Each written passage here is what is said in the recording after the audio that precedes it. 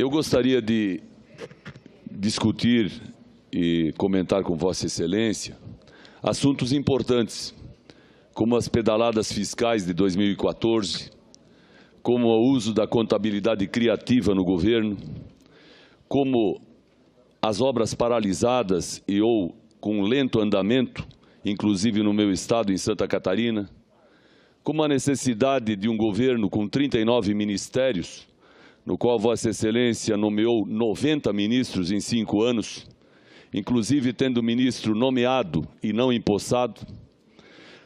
Comentar com Vossa Excelência o déficit nos fundos de pensão que foram aparelhados por nomeações graças a indicações partidárias.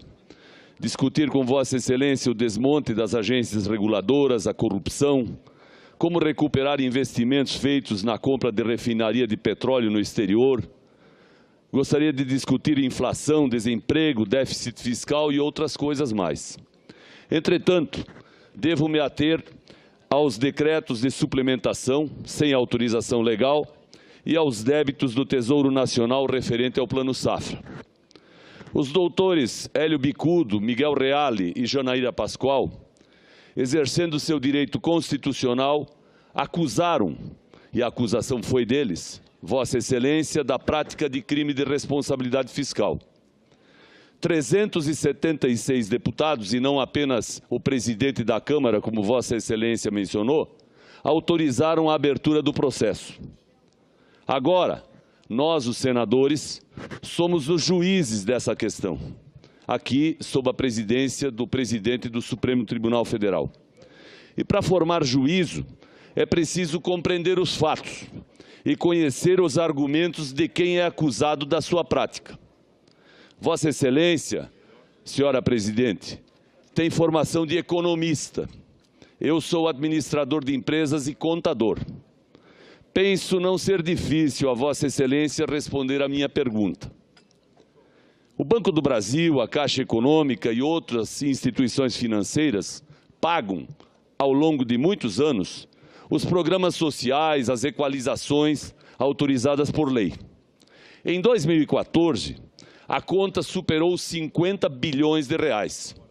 O que era devido em agosto deixou para ser pago em setembro. O que era de setembro foi transferido para outubro. De outubro para novembro, de novembro para dezembro e tudo ficou para o ano de 2015. Nos anos anteriores, inclusive no seu governo e dos seus antecessores, a prática existia, mas ela era de um mês para outro. Ou seja, o que era devido em dezembro ficava para janeiro. E no ano de 2014, o seu governo permitiu que a conta se acumulasse por vários meses. Há quem diga que isso foi feito para dar sustentação ao seu discurso na campanha presidencial de que as contas públicas estavam em ordem. Aécio Neves muitas vezes mencionou isso e seus adversários na campanha também. No balanço de 2014, os bancos mostraram nos seus balanços que tinham esse valor para receber do Tesouro, do governo. Entretanto, no mesmo ano, no balanço do governo federal, o valor não aparece como débito, como dívida. Caracteriza, assim, a falta de verdade e de transparência por parte do poder público e do governo federal.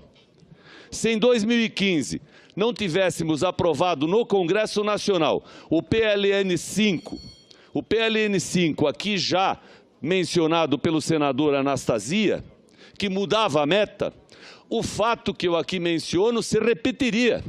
E nós teríamos de novo no balanço de 2015 os mesmos números sonegados de 2014 e aumentados com certeza. Nós sabemos, senhora presidente, que a regra legal e a regra da contabilidade é que quem tem para receber lança crédito, quem deve lança o débito. A minha pergunta objetivamente: Vossa Excelência acha correto que o governo não cientifique em seu balanço e contas públicas o valor de seus débitos com as instituições financeiras, sejam elas quais forem? Agradeço ao senador Paulo Bauer. A palavra com a senhora presidente. Senador Paulo Bauer, é um prazer responder a sua pergunta. Senador Paulo Bauer, a definição que estabelece quem ou em que circunstâncias as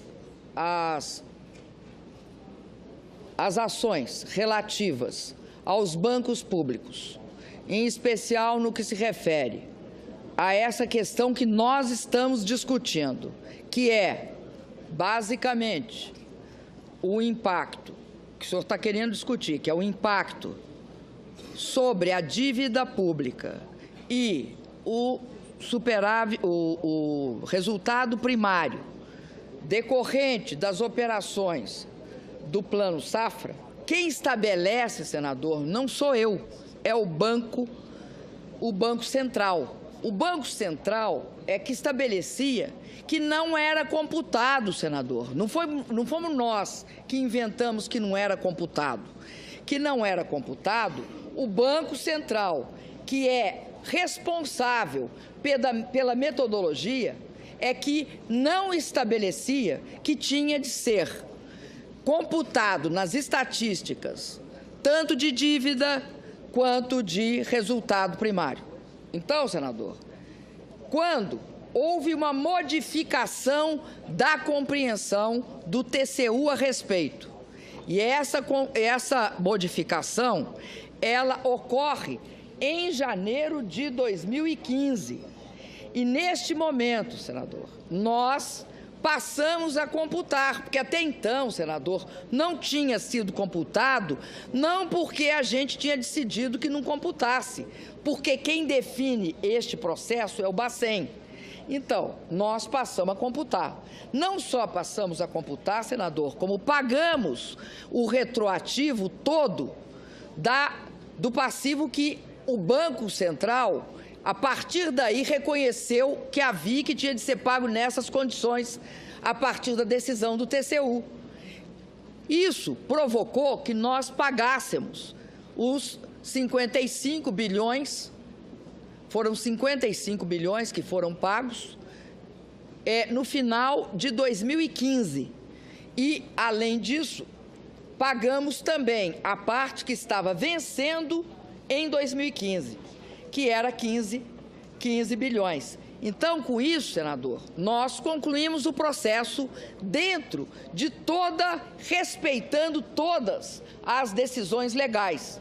O Bacen define o que você coloca na dívida, não é uma decisão de alguém do governo, é do Bacen, e define também se aquilo impacta e como impacta no superávit. Então, a partir daí, quando o TCU diz, olha, tem de impactar, tem de registrar nas estatísticas, não só nós fizemos isso e não discutimos como é que pagávamos, porque o TCU abriu a possibilidade de nós discutirmos o parcelamento. Não discutimos, simplesmente pagamos. O resto das questões, eu creio que eu já discuti de forma exaustiva, não quero cansar ninguém, mas eu já respondi tanto no que se refere a em que momento e como é que a crise ocorre, como também, senador, mais uma vez eu reitero, o que está em questão aqui são contas de 15.